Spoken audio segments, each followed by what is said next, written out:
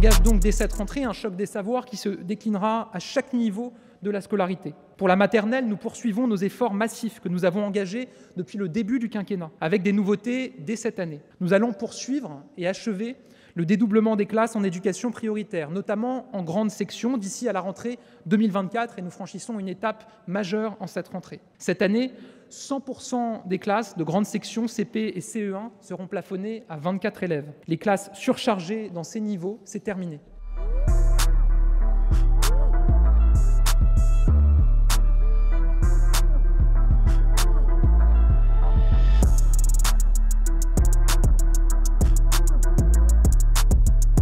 Français et mathématiques, ce sont les deux piliers de nos savoirs fondamentaux. C'est précisément ces deux matières qui sont le cœur de la nouvelle sixième que nous allons mettre en œuvre dès cette rentrée, partout en France. Près d'un tiers des élèves qui entrent en sixième ne maîtrisent pas suffisamment les fondamentaux. C'est la raison pour laquelle une heure hebdomadaire de soutien ou d'accompagnement en français ou en mathématiques sera instaurée pour chaque élève de sixième sur la base de l'évaluation du début d'année.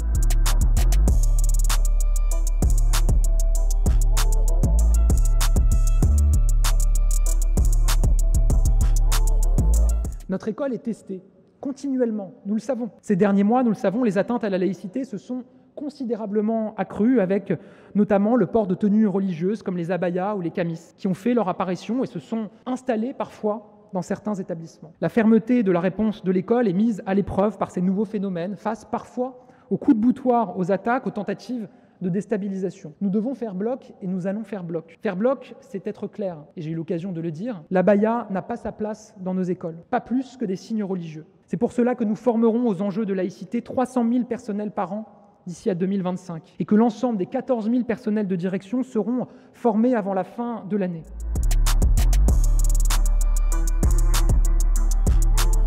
J'ai déjà pris un certain nombre de mesures cet été pour faire en sorte que ce ne soit jamais l'enfant harcelé qui soit contraint de changer d'établissement, mais au contraire, celui qui se rend coupable de harcèlement.